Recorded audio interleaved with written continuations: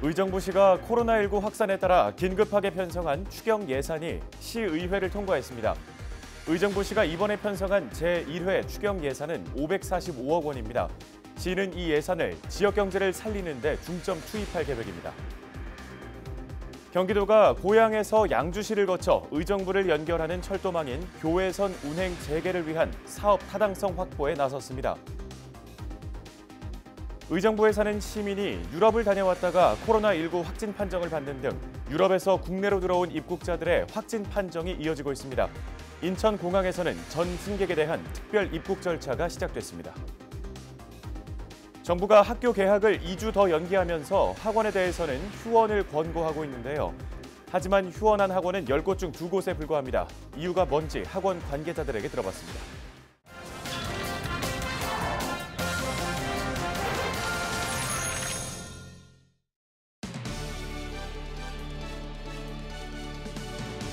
시청자 여러분 안녕하십니까? 헬로티비 뉴스 나라 시작합니다. 의정부시가 코로나19 확산에 따라 긴급하게 편성한 추경 예산이 시의회를 통과했습니다. 이번에 시가 편성한 제1회 추경 예산은 545억 원입니다. 소상공인 지원 사업 등에 17억 원이 지출되고 재해, 재난 대비 사업에 65억 원 등이 지출될 예정입니다. 이로써 올해 의정부시 전체 예산은 당초 편성된 1조 2천억 원보다 4.5% 증가한 1조 2,545억 원이 됐습니다. 의정부시 관계자는 이번 추경 예산은 코로나19 확산에 따라 경제 활동이 크게 위축돼 지역 경제를 활성화하는 데 중점을 두었다고 밝혔습니다. 경기도가 코로나19 여파로 생계에 어려움을 겪는 취약계층 10만 가구에 50만 원씩 지역화폐를 지급하기로 했습니다.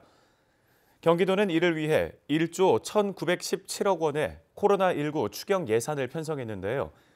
50만 원 지역화폐를 받는 취약계층은 코로나19로 한 달 이상 소득이 끊겼거나 매출이 50% 이하로 줄었음에도 정부의 긴급복지 사업에서 제외된 10만 가구입니다. 경기도는 또 경기도에 1년 이상 거주하면서 신용등급 7등급 이하 저신용자들에겐 5년간 연 1%의 이자로 1인당 50만 원을 심사 없이 즉시 대출해 주기로 했습니다. 전국 역학조사관 중 처음으로 경기도의 역학조사관이 코로나19 확진 판정을 받았습니다. 경기도는 19일 분당 재생병원과 분당구 보건소에서 즉각 대응팀에 소속돼 역학조사를 벌이던 30대 여성 A씨가 코로나19 양선 판정을 받았다고 밝혔습니다. A씨는 지난 17일 보건소 관계자 회의 참석 뒤 기침, 두통, 몸살 증상 발현으로 18일 과천시 보건소에서 승차 진료로 검사를 받았으며 19일 양성 판정을 통보받았습니다. A씨는 지난 3일부터 17일 사이 분당 재생병원 확진자 관련 즉각 대응팀에 소속돼 역학조사 업무를 수행해 왔습니다.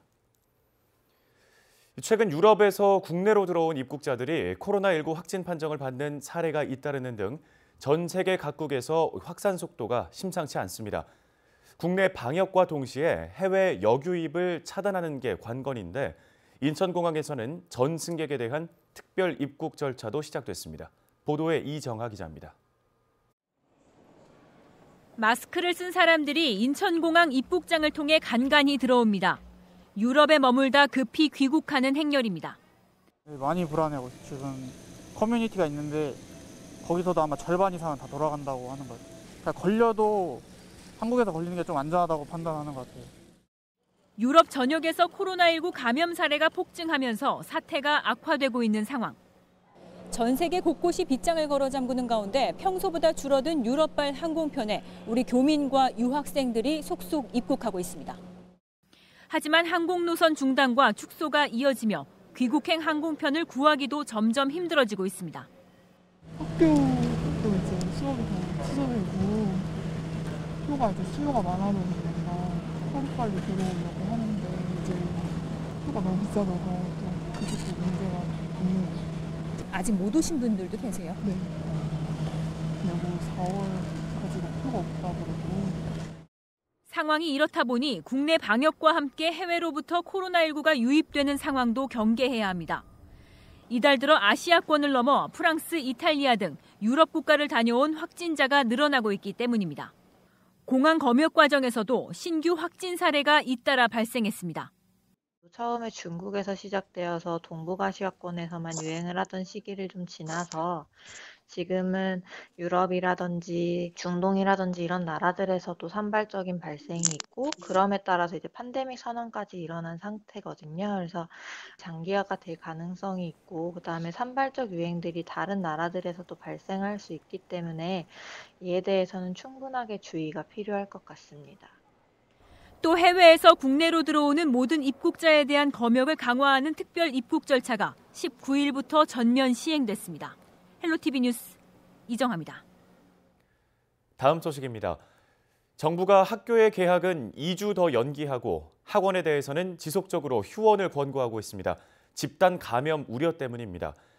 하지만 휴원한 학원은 10곳 중 2곳에 불과합니다. 문을 연 학원의 경우 방역을 철저히 한다고 하지만 감염에 대한 불안이 없어지는 건 아닌데요.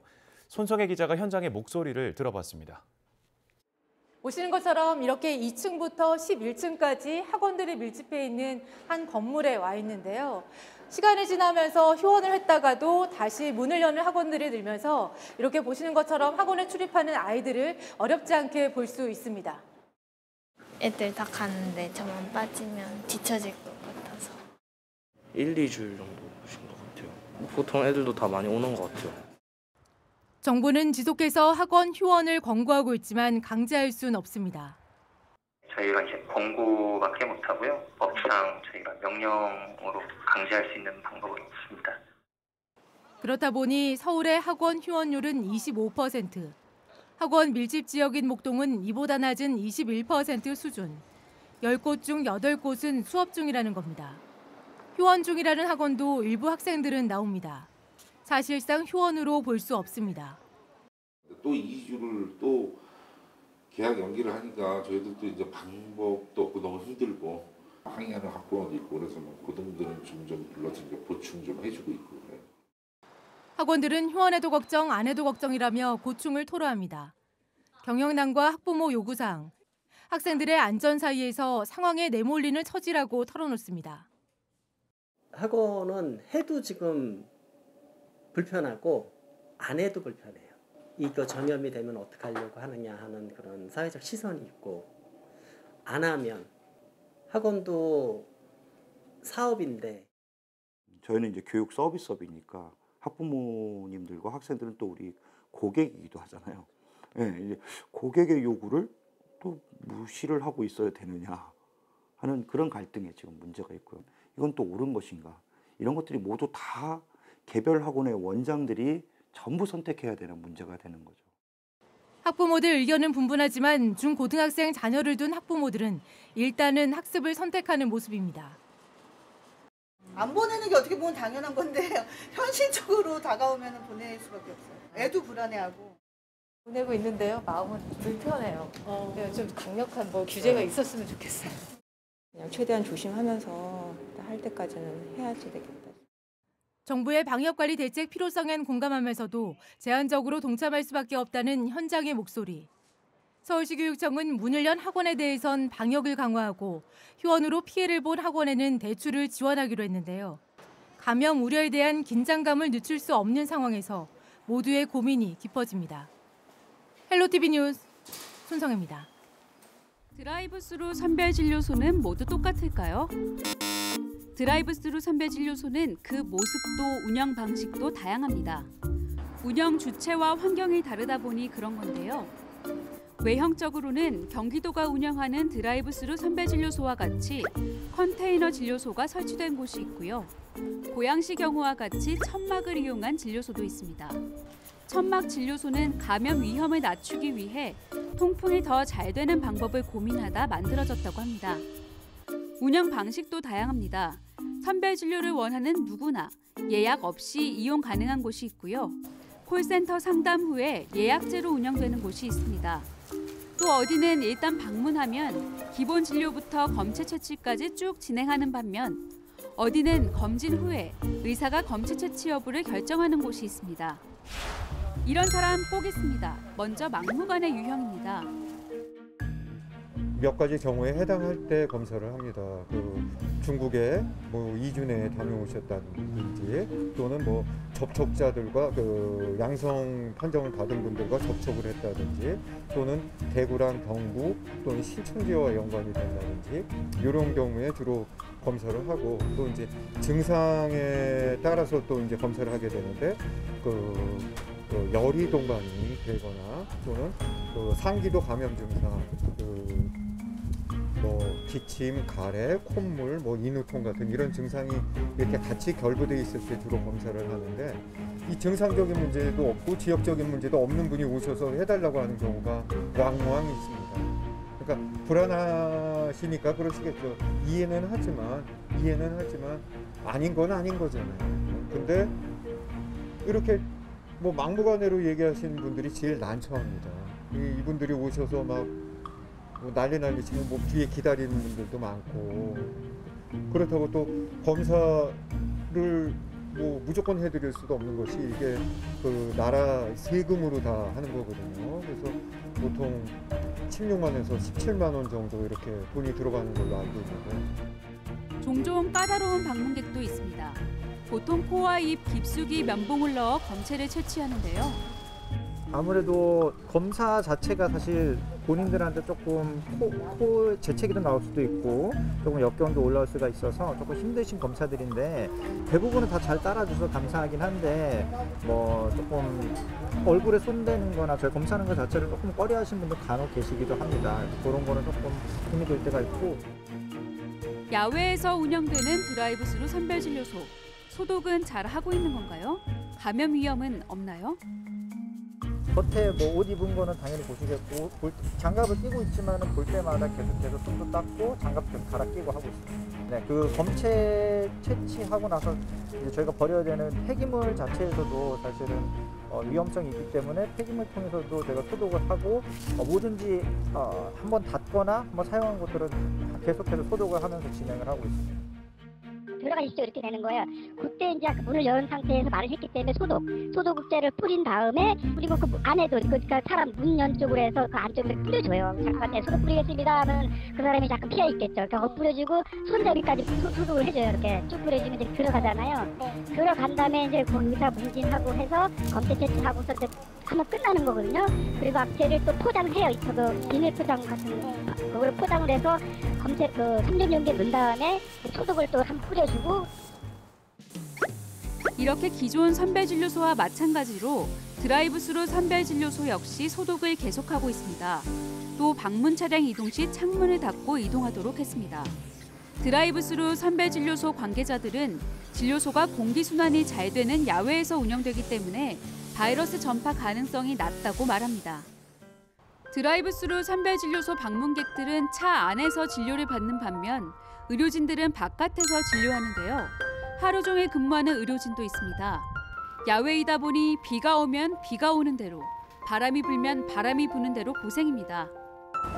아무래도 야외에서 진행을 할 수밖에 없는 검사다 보니까 아직은 날씨가 추워서 추위랑 이런 환경 여건들이 조금 힘든 것 같긴 합니다. 혹시나 드라이브스루 선별진료소를 이용하실 거라면 고생하는 의료진에게 감사의 인사를 표한다면 어떨까요?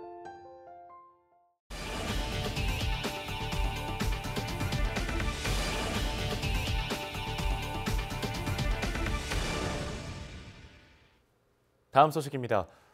제21대 국회의원 선거가 한 달도 채 남지 않았습니다. 헬로티비 뉴스는 한국선거방송과 함께 주요 선거 정보를 담은 TV 똑똑한 선거 알림이 코너를 보내드리고 있는데요. 오늘은 선거 비용 보전 기준 등에 대해서 김은재 리포터가 전해드립니다. 오늘 TV 똑똑한 선거 알림이의 키워드는 선거 비용과 선거 비용이 아닌 비용입니다. 선거에 출마한 후보자들은 명함이나 현수막, 선거벽보, 선거공보, 공개장소, 연설대담 등 다양한 방법으로 선거운동을 합니다. 이렇게 다양한 선거운동을 하기 위해서는 비용이 필수적인데요. 우리나라는 자금력에 의한 선거 부정을 방지하고 기회균등의 원리를 통한 국민주권을 실현하기 위하여 선거공영제를 실시하고 있습니다. 이에 선거비용과 선거비용이 아닌 비용으로 나누어 선거비용을 제한액 범위 내에서 보전해주고 있는데요. 먼저 선거비용은 선거에서 선거운동을 위하여 소요되는 금전, 물품 및 채무, 그 밖의 모든 재산상의 가치가 있는 것으로서 기본적으로 해당 후보자가 부담하는 비용을 말합니다. 뿐만 아니라 후보자가 공직선거법에 위반되는 선거운동을 위하여 지출한 비용과 기부행위 제한 규정을 위반하여 지출한 비용, 정당 선거사무소의 소장, 후보자의 배우자 및 직계존비속, 선거사무장, 선거연락소장, 회계 책임자가 해당 후보자의 선거운동을 위하여 지출한 비용과 기부행위 제한 규정을 위반하여 지출한 비용, 선거사무장, 선거연락소장, 회계 책임자로 선임된 사람이 선임 신고되기 전까지 해당 후보자의 선거운동을 위하여 지출한 비용과 기부행위 제한 규정을 위반하여 지출한 비용, 누구든지 후보자, 정당, 선거사무 관계자 등과 통모하여 해당 후보자의 선거운동을 위하여 지출한 비용과 기부행위 제한 규정을 위반하여 지출한 비용 등이 선거비용으로 인정됩니다. 선거비용은 각 선거에 따라 관할 선거관리위원회가 산정 공고한 범위 내에서 사용하도록 제한하고 있고 선거가 끝나고 규정에 따라 심사한 후 그 비용을 보전해 줍니다. 그렇다면 선거비용이 아닌 비용은 어떤 것이 있을까요? 먼저 선거권자의 추천을 받는데 소요된 비용 등 선거운동을 위한 준비행위에 소요되는 비용, 정당의 후보자 선출대회 비용 기타 선거와 관련한 정당 활동에 소요되는 정당 비용, 선거에 관하여 국가 지방자치단체 또는 선거관리위원회에 납부하거나 지급하는 기타금과 모든 납부금 및 수수료, 선거사무소와 선거연락소의 전화료, 전기료 및 수도료, 기타의 유지비로서 선거기간 전부터 정당 또는 후보자가 지출하여 온 경비, 선거사무소와 선거연락소의 설치 및 유지비용, 정당, 후보자, 선거사무장, 선거연락소장, 선거사무원, 회계책임자, 연설원 및 대담 토론자가 승용하는 자동차의 운영비용, 제3자가 정당, 후보자, 선거사무장, 선거연락소장 또는 회계책임자와 통모함이 없이 특정 후보자의 선거운동을 위하여 지출한 전신료 등의 비용, 기부행위로 보지 않은 행위에 소요되는 비용, 선거 이후에 지출 원인이 발생한 잡무정리 비용, 후보자가 선거에 관한 여론조사의 실시를 위하여 지출한 비용 등은 선거비용이 아닌 비용입니다. 법령에 따라 보전받을 수 있는 선거비용과 달리 선거비용이 아닌 비용은 보전받을 수 없다는 점 기억하세요. 지금까지 TV 똑똑한 선거 알림이 선거비용과 선거비용이 아닌 비용에 대해서 알아봤습니다. 다음 소식입니다. 경기도가 고양, 의정부, 양주시를 연결하는 철도망인 교외선의 운행 재개를 위한 사업 타당성 확보에 나섰습니다. 경기도는 19일 도청 북부청사 상황실에서 교외선 운행 재개 및 전철화 사업 사전 타당성 조사 용역 착수 보고회를 개최했는데요. 도는 운행 재개와 전철화를 위한 최적의 방안을 마련해 국토교통부의 제4차 국가철도망 구축 계획에 반영되도록 한다는 방침입니다.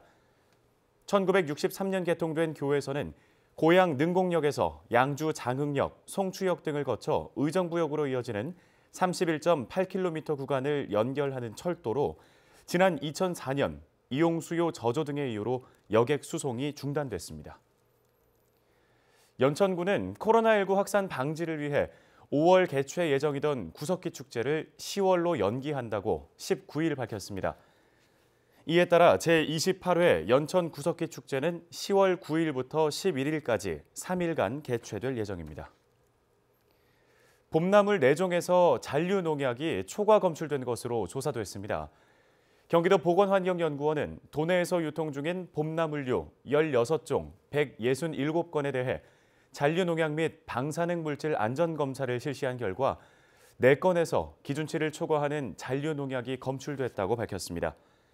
잔류 농약이 검출된 봄나물은 참나물, 쓴바귀, 유채나물 등입니다. 경기도 보건환경연구원은 봄나물 4건에 대해서는 압류 폐기하고 관계기관에 행정처분을 의뢰했습니다.